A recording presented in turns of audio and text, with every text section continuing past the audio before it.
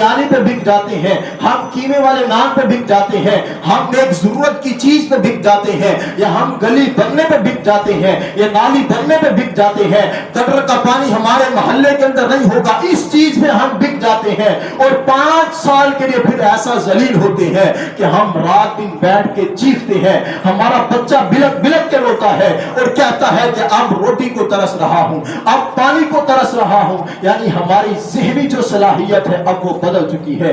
हम टैक्स देते हैं, हम माचिस की डबिया ले उसके ऊपर भी टैक्स होता है, घी का पैकेट ले उसके ऊपर भी टैक्स होता है, चीनी में अल मुख्तसर हम मेडिसिन लेते हैं उसके ऊपर भी टैक्स होता है। वो टैक्स ये हुकूमत वसूल करती है, वो टैक्स ये बड़े बड़े जो वहां पे रीछ बैठे हैं पेट बड़े बड़े लिए, जो गरीब के खून को चूसते हैं, ये वही लेते हैं और इन्हीं के साथ इनके बीवी बच्चे पलते हैं। आज हमारा बेटा मकरूज है, लेकिन हुक्मरानों का बेटा वो कई कई अरब रुपए का मालिक है, क्या वो पाकिस्तान के अंदर नहीं रहते? उन्होंने ये माल कहां से इकट्ठा किया है? इस गरीब के माल को इन्होंने खींचा है, इस गरीब के माल को इन्होंने छीना है, लूटा है, गरीब के बच्चे के मुंह से इन्होंने लुकमे निकाले हैं। ये निकालने के बाद फिर जाके इनकी ऐश परस्ती पूरी होती है। ये लुकमा ही निकालना होता है। जिसके घर में शाम को रोटी नहीं होती वो नहीं पकाता, कहता क्या है बिजली का बिल बहुत ज्यादा है, मैं इसको जाके उतरना है, इस वजह से वो रोटी नहीं पका रहा। वो उसने जो रोटी पकानी थी, जो गरीब के पेट में लुकमा जाना था, वो सारे का सारा हुकूमत की तरफ जा रहा है। यानी ये इस तरीके से करके गरीब को आज भी दुआ को बर्बाद कर रहे हैं। वजह क्या है? वजह हमारी है। इलेक्शन फिर करीब है, 1-2 दिनों में हुकूमत खत्म हो जाएगी, निगरान हुकूमत आएगी, हालात और अबतर होंगे, महंगाई और होगी, ये मनी मनाई बात है और ये हर बार होता है। हमें जब ये इलेक्शन आते हैं तो हमारी डिमांड सिर्फ ये होती है, हमारी गली पक्की होनी चाहिए, हमारी नाली पक्की होनी चाहिए, गटर का पानी हमारे मोहल्ले में खड़ा नहीं होना चाहिए, बस बिजली आनी चाहिए। और इसी की मद में यही चीजें हमें देख के फिर वो हमारा खून नचोड़ते हैं। उस वक्त ये हमारे ऊपर लाख रुपया लगा के हमारी गली पक्की करवा देंगे, लेकिन बाद में लाखों एक घर से निकलवाएंगे। 10 घर अगर मिलकर खुद गली पक्की करवा सकते हैं, आसानी से हो जाएगा।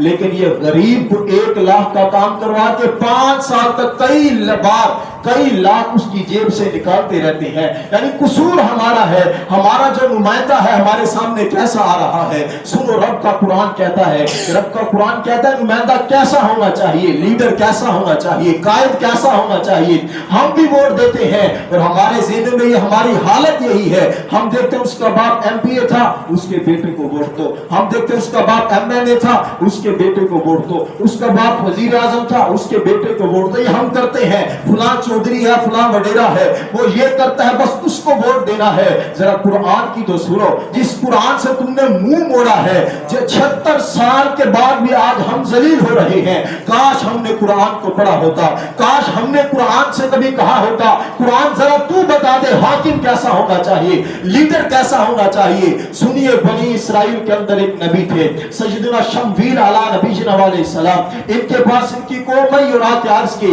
आप अल्लाह के नबी हैं, हम कहते हैं हमारे लिए किसी बादशाह का ताजुब करें, हमारे ऊपर कोई हाकिम मुकर्रर करें। तो आपने रब की कुरान की आयत पढ़ के सुनाई, इन्नल्लाह हस्तफाहु अलैकुम वज़ादहु बस्ततन फिल इल्मि वल जिस्म। तालूत को अल्लाह ने तुम्हारे ऊपर बादशाह मुकर्रर कर दिया है।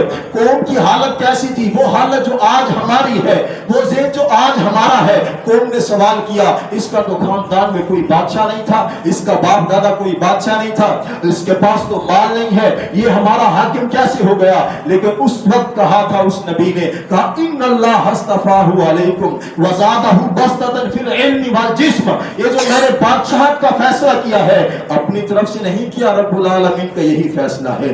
क्यों? क्योंकि वो जो तालूत है, वज़ादहु बस्ततन फिल इल्मि वल जिस्म, उसके पास इल्म ज्यादा है, वो दीन को ज्यादा जानता है, उसको पता है गरीब का हक क्या है, उसको पता है माँ बाप का हक क्या है, उसको पता है फलां फलां को क्या रियायत देनी है।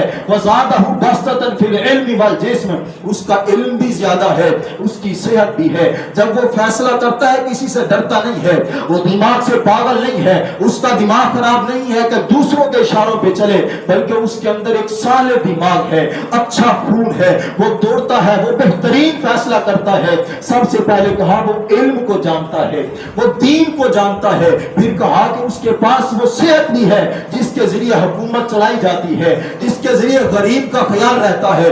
आज हमारे हाकिम को 10 शिकायतें कर दो, अगले दिन भूल जाता है।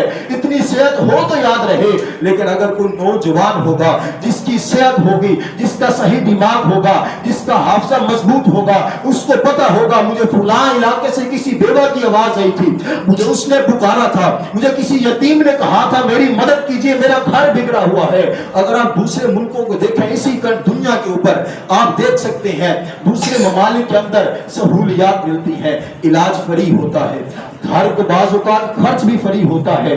जब उस मुल्क का शहरी गरीब बूढ़ा होता है, उसके घर तक फ्री राशन जाता है, सुकून से घर बैठ के खाता है। लेकिन हमारे पाकिस्तान का जो शहरी है, वो बूढ़ा होकर भी हमें सड़कों पे नजर आता है, वो बूढ़ा होकर भी मजदूरी करता नजर आता है, वो बूढ़ा होकर भी बिल को हाथ में पकड़ा हुआ है, अपनी छोटी सी बच्चियों की बालियां उतार के दे रहा है, ये बालियां रखो और मेरे घर के अंदर जो रोशनी आती है, ये जो हुकूमत की बिजली आती है, ये कहीं काट के कोई न ले जाए। यानी ये आज हमारी हालत है, हम दिन ब दिन नीचे की तरफ आ रहे हैं। होना तो ये चाहिए था, ये बिल जो है, ये जो यूनिट जो है, क्योंकि गरीब अवाम को मुफ्त दिए जाते।